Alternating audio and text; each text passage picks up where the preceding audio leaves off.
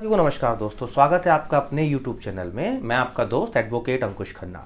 दोस्तों, all India बार examination पास करने के बाद हम किस किस तरफ जा सकते हैं, कौन कौन से रास्ते चूज़ कर सकते हैं, कौन कौन सी प्रोफेशन इसमें ऐड कर सकते हैं, तो उसके बारे में आज मैं आपको पूरी जानकारी दूंगा। इस वीडियो पे आप बने रहिएगा और इसको एंड तक देखिएगा ताकि आपको अपनी लाइफ के गोल्स पता चल सके कि आपको आखिरकार करना क्या है। देखिए, बहुत से लोगों ने डिसाइड कर लिया होता है कि हमें सिर्फ और सिर्फ प्रैक्टिस करनी है।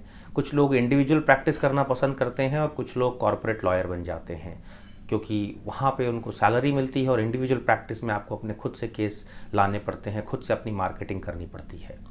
तो जैसा कि आप जानते हैं, अलग अलग स्टेट्स के अलग अलग वैकेंसीज़ आ रही हैं, मल्टीपल वैकेंसीज़ आ रही हैं। हमें उनकी तैयारी कैसे करनी है? कुछ लोग चाहते हैं कि हम जुडिशरी में जाएं, मगर जुडिशरी में जाने के बाद वो डिसाइड नहीं कर पाते हैं कि आखिरकार जुडिशरी में जाने के लिए क्या सिर्फ और सिर्फ पढ़ाई ज़रूरी है।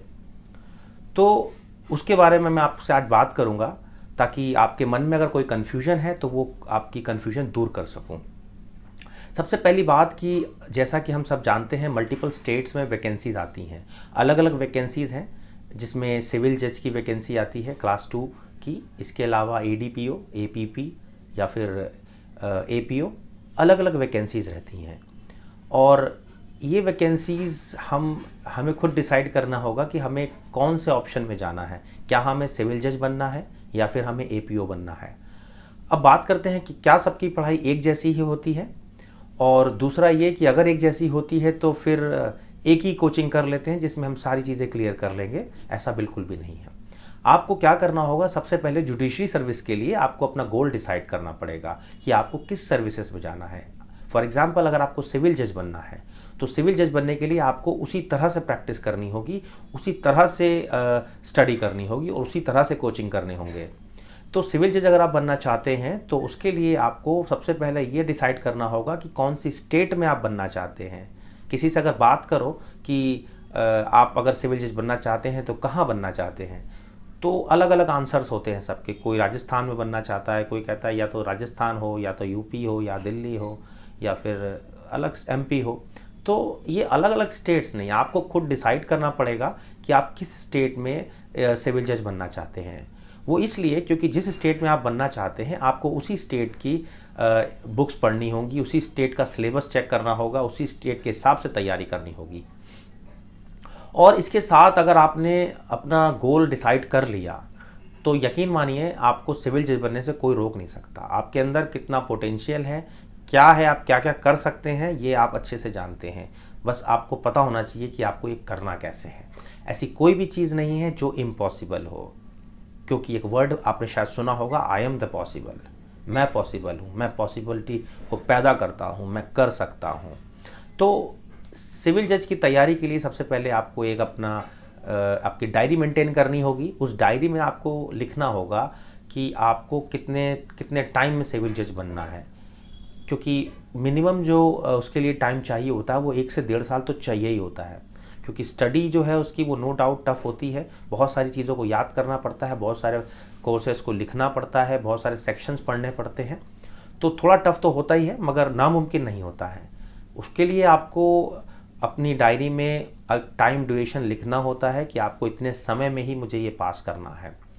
और इन बिटवीन अगर आपको कोई दूसरा एग्जामिनेशन देने का मौका मिलता है तो उसको आप ना दें, उसको स्किप करें। क्योंकि अगर आपका टारगेट है आपको सिविल जज बनना है और आपको राजस्थान स्टेट में बनना है, तो इन बिटवीन अगर वही सेम चीज़ उत्तर प्रदेश में निकल आती है और आप सोचते हैं चलिए किस्मत आजमा लेते हैं, तो उसकी किस्मत में आजमाने के चक्कर में हो सकता है आप पास ना हो।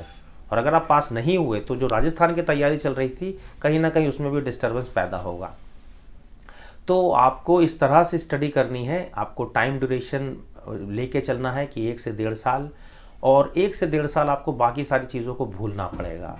मतलब कि आपकी जो आगे की एक्टिविटीज़ है, आपका घूमना फिरना, आपकी TV, पिक्चर, मूवीज़, इन सब से थोड़ा सा गैप बनाकर चलना होगा, कम से कम 1 साल, ताकि केवल और केवल आपका फोकस आपकी स्टडी पर हो और आपके गोल पर हो।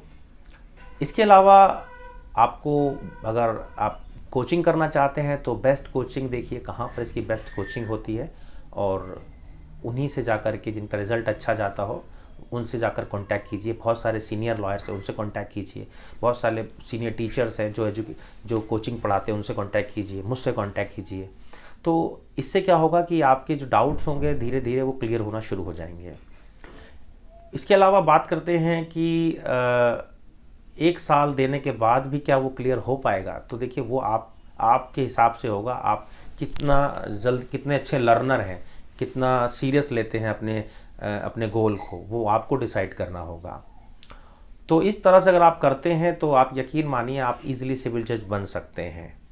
और मैं नहीं मानता कि सिविल जज बनना इतना टफ है, इतना मुश्किल है। सिर्फ़ और सिर्फ आपको ठानना होगा, अपने आप को पहचानना होगा, तब जाकर के आप इस जुडिशरी को पास कर सकते हैं। अगर कोई भी और जानकारी चाहते हैं आप मुझसे इसी से रिलेटेड, तो आप मुझे कमेंट करके बता सकते हैं। और कितने कितने लोग सिविल जज बनना चाहते हैं, जो स्टूडेंट सिविल जज बनना चाहते हैं वो प्लीज़ मुझे SMS के थ्रू या फिर कमेंट के थ्रू यस लिख करके बताएं। धन्यवाद दोस्तों। अगर आप इस चैनल में बिल्कुल नए हैं, अभी अभी जुड़े हैं, पहली बार मेरा चैनल देख रहे हैं, तो मैं बता दूं मेरा नाम एडवोकेट अंकुश खन्ना है और मैं इस तरह से कुछ ना कुछ अपलोड करता रहता हूं जिससे मैं आपकी हेल्प कर सकूं।